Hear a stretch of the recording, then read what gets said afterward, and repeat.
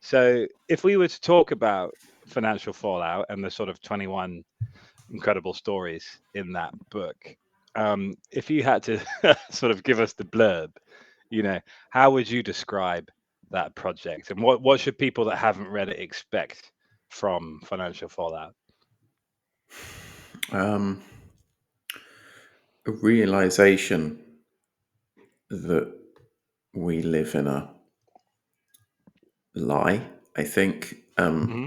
many of our writers, we both come from the UK, but many of our writers come from top economy countries, right? The States or Australia or Western Europe, and we're very shielded from the concept of economic horror and the stripping of wealth and value, which has a massive impact on people's lives. And we're shielded from that purely because we're lucky enough to come from, one of the Hmm.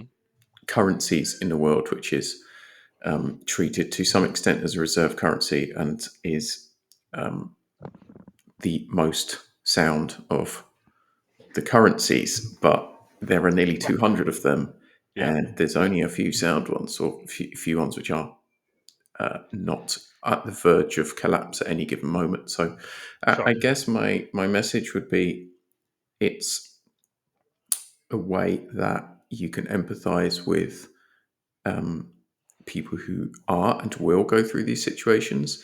And it's a slow realization of checking your financial privilege, as Alex Gladstein would say,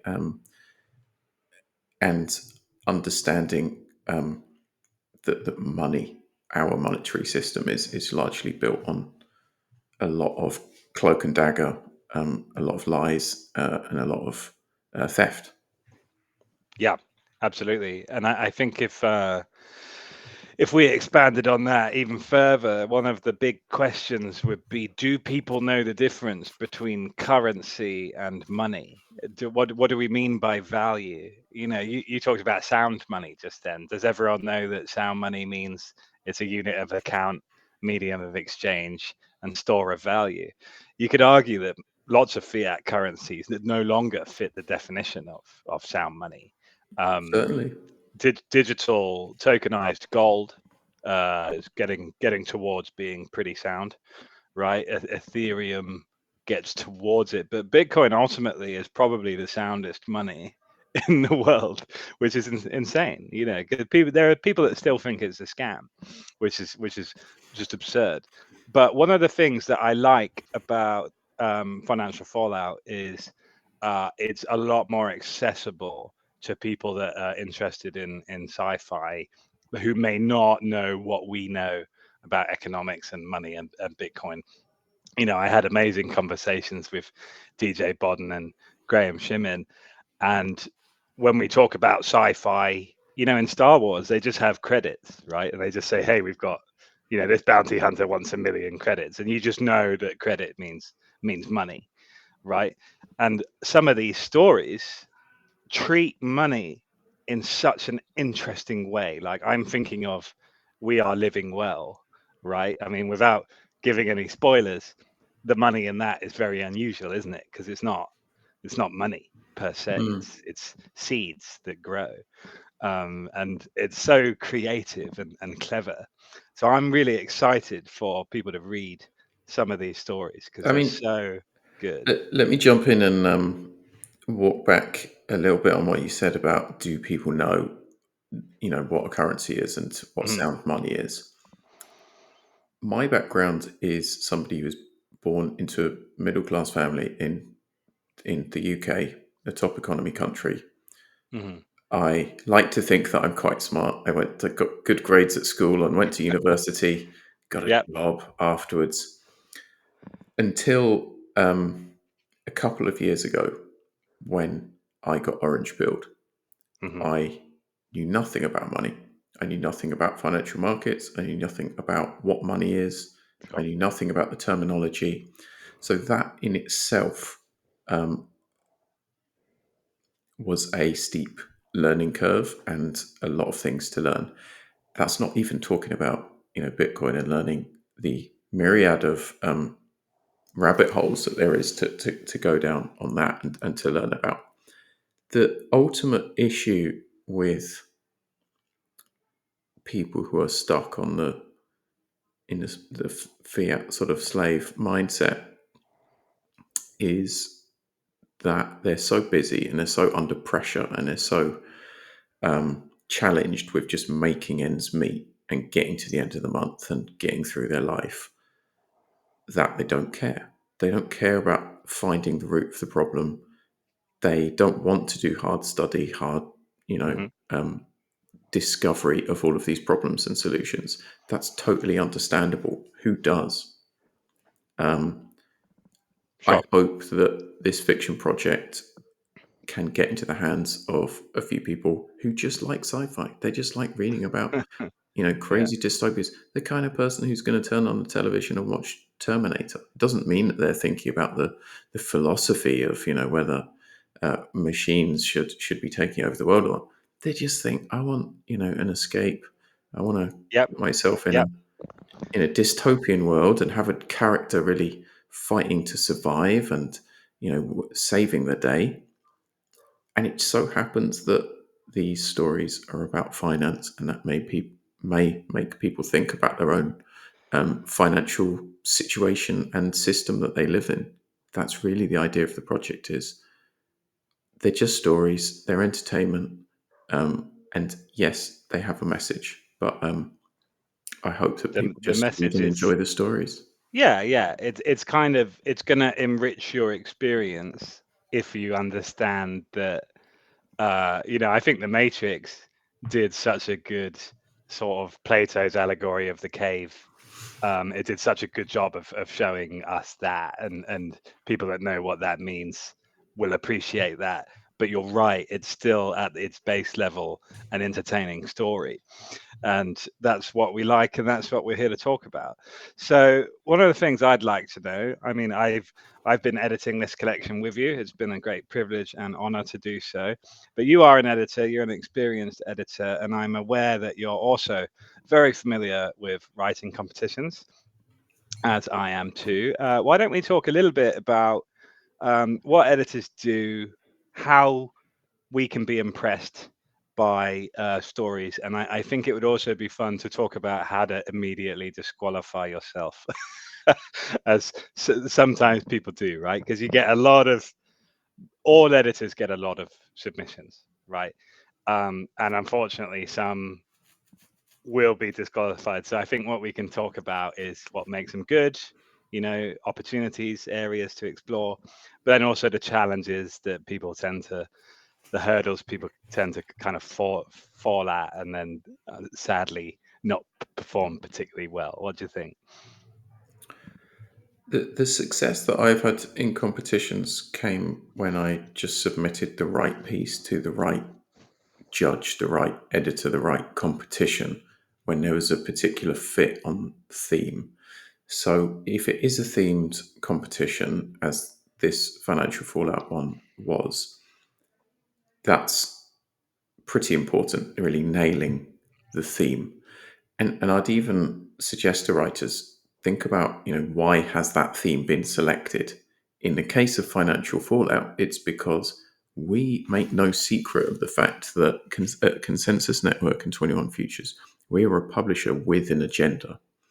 Mhm. Um, and so the financial fallouts and the dystopia which are presented um, should probably present some kind of uh, explanation of why we're in a bigger hole than we think, plus some kind of solution or hope to Mhm. that particular dystopia. Of course, it's about the story first. Story comes first. We want to follow a character doing great and interesting things and saving the day, or overcoming great challenges. But yeah, consider the theme. I mean, other tips that I have are do as much homework as you can. Mhm. Again, with 21 Features, we have a pretty small operation at the moment and a small team.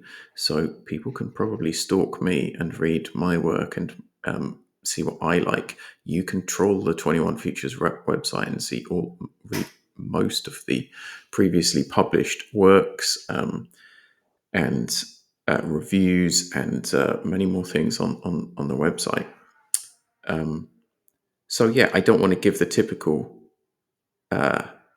advice of like, Sure. pay attention to the rules, and um, you check your work for errors.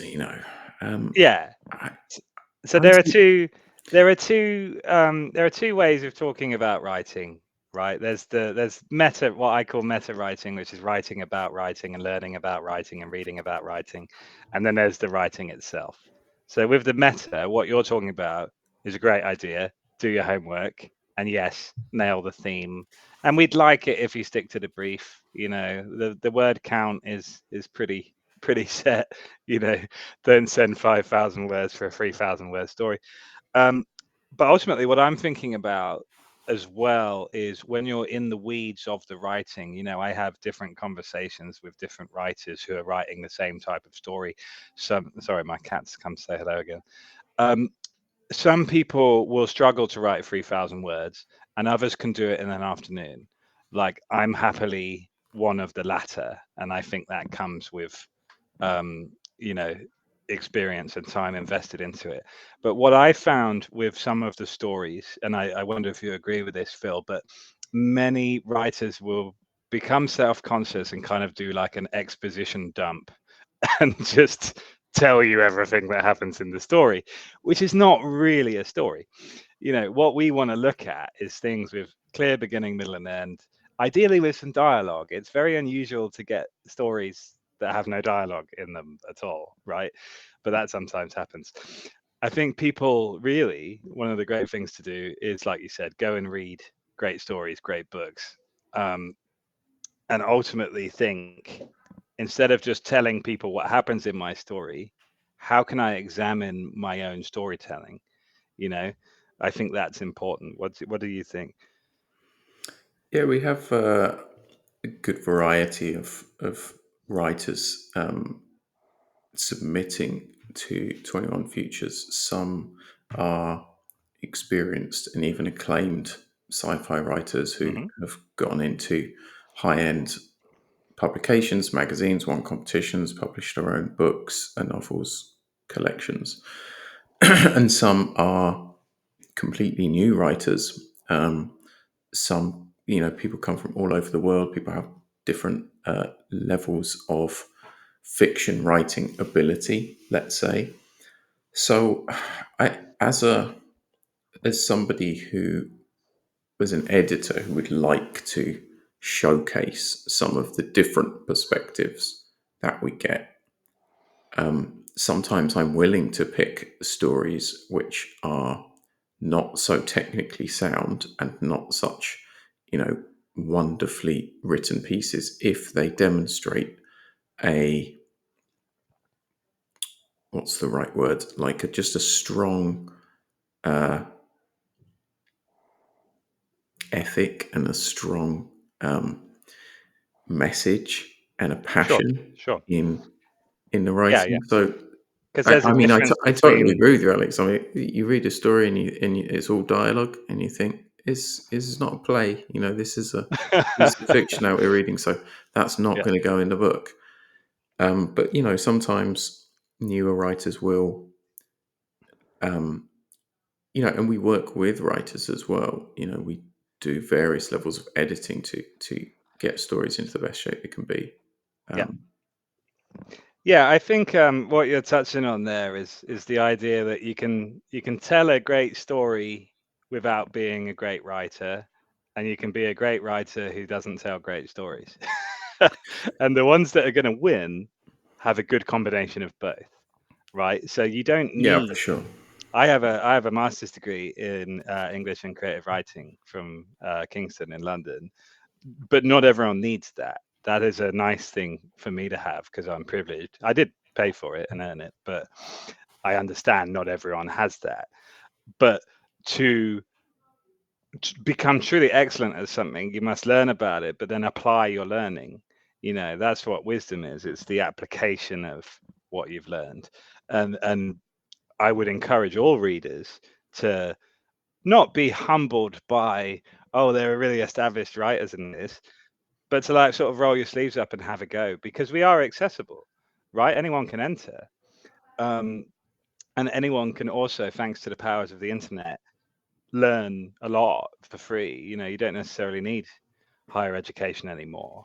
Really, if you can read and write, then you can enter this and do well if you put the time and the effort in. And I think what we'd both love to see from the future is more Bitcoin stories, more sci-fi dystopia, and ideally, how do these things marry each other?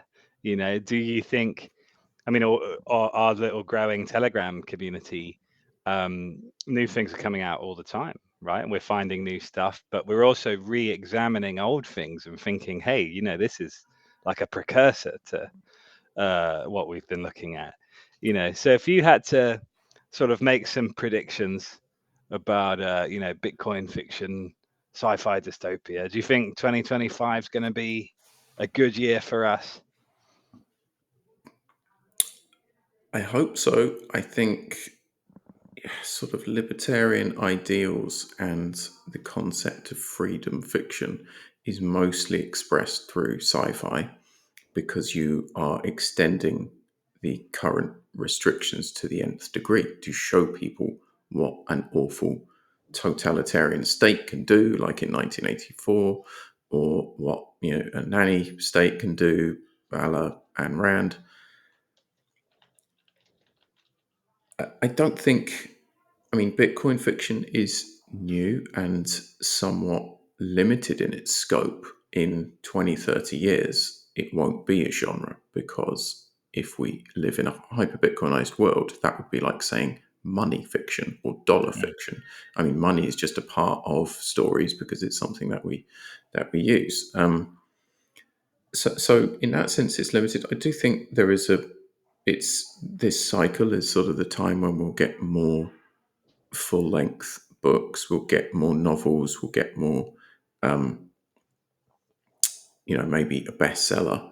We had a sort of best-selling author, not we, but there was a best-selling author called Steve Berry who wrote a Bitcoin thriller that was published last year. So just that means you've got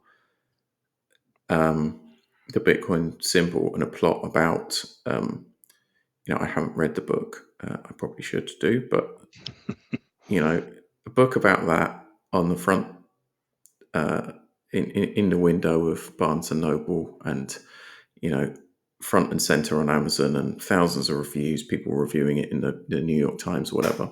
So I mean, I think that it will certainly gain legitimacy as a type of speculative fiction.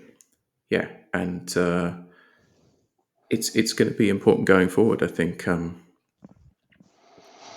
my idea is hopefully the barriers come down and people just see it as a book. And at 21 Futures, we want to support people to make that happen. So if you have manuscripts, if you have stories, submit them. I mean, we're getting off topic, I guess, a little bit about, we were talking about competitions because I want to ask you as well about, what is an instant decline or rejection from you when Oh. you've got your editor's hat on and you open that email and you're like, what just makes you mad and makes you go, no, you're out. Yeah, I mean, there's a couple for me. The wall of text is always a challenge. If people have read Ulysses by James Joyce, stream of consciousness style writing, and think that that's appropriate, because it's almost never appropriate, right? And I've got to say, I really, it's a sort of pet peeve, but one that, because I'm, we're professionals, right? We work in this industry and we make our livings in this industry. We are allowed to say that actually cliches are pretty bad. We don't want 4 cliches per paragraph, right? Tropes as well, maybe. Yeah, and people sometimes write as if they were speaking, and I know sometimes they've been sort of told to do that, but that's not always appropriate either. And they'll use so many filler words, and there's this saying, isn't there, less is more. I'm quite a minimalist writer personally, but it's when something's just stuffed with sort of flowery description that has no meaning or relevance and doesn't drive the story forward. What I find and what I see, and this is a generalization, but I think more inexperienced writers do their best writing where it doesn't matter, and then they get sort of quite self-conscious and quite aware that they're the writer doing the writing in the bits that matter. So they put all this effort into, a 500 word description of a flower, and then they just rush through the dialogue, or they rush through an action scene, and you just think, slow it down, trim the fat, and frankly, cut the bullshit. there's normally a fair amount of that, right? So I think if people are going, well, of course, obviously, actually, how I'm feeling is really, really upset about this. And I'm going, there's just too many words in that. Just cut that right down. You just say I'm upset, right? There's one thing. I don't. Did you ever read the Harry Potter books? I've read the first one. The Okay, so Philosopher's there's Stone. 7, and they're weighty tomes, and Rowling, regardless of whatever her views or whatever, is obviously a successful writer, and I believe you can see her writing improve through the books. But after every piece of dialogue, for like a whole book, everyone just murmurs, and it's like Ron murmured, Hermione murmured, Harry murmured, and I'm like, Jesus Christ! Either just say said, right, and have said each time, or get some synonyms. So these are the sorts of things that go through my mind, because it shows them a sort of, this is the one time it's appropriate to flex your vocabulary, demonstrate a wide awareness of the language you're writing in, and your sort of command and mastery of it.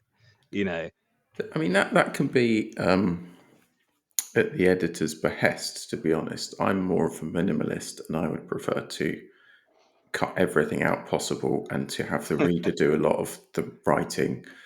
Yeah, I mean, I love stuff like Raymond Carver, which is almost there's nothing there, or Chekhov or something. There's like nothing yeah, there, but you have to put a lot of the work in.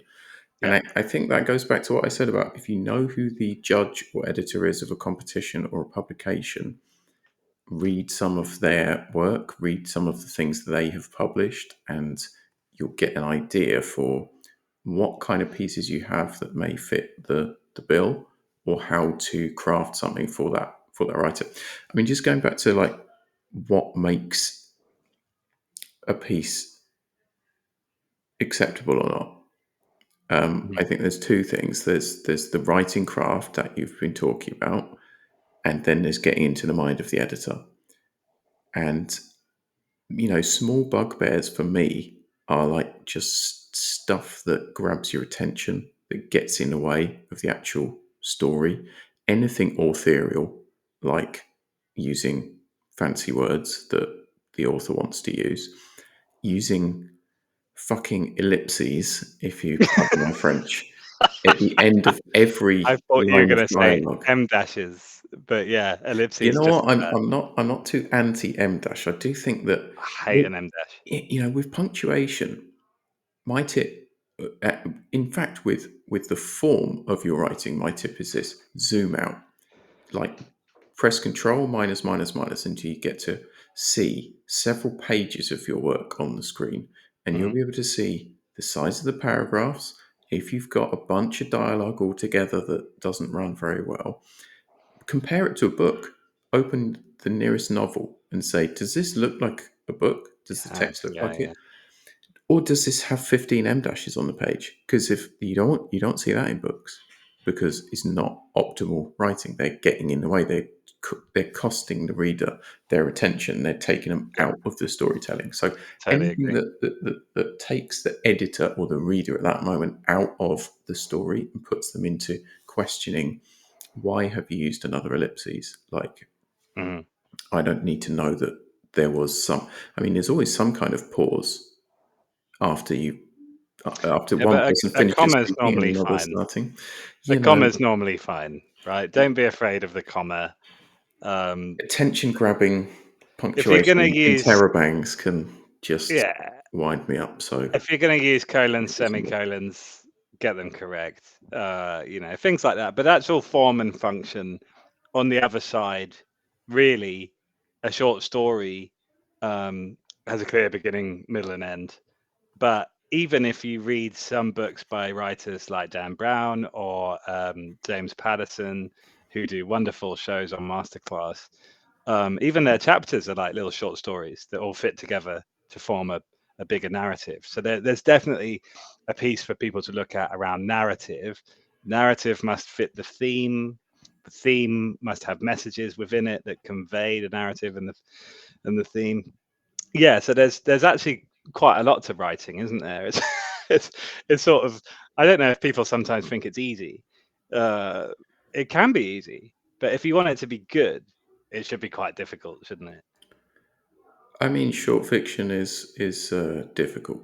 It's difficult to read and difficult to write well. It's definitely a wonderful challenge. I think the reason why we haven't shifted and everybody's listening to short stories or reading short stories, I mean, that would very much fit our modern lifestyles, right? Hmm. But good short stories have as much message and thought and participation from the reader as a novel. And they're not just compressed 3-act stories, they are built in a different way. And I think crafting over the years a lot of different short stories, reading a lot of different short stories is the way to go about that challenge if you're going to submit that kind of work. And think about the scope as well, because a piece of flash fiction that's 500 words or 1,000 words, you have a different um,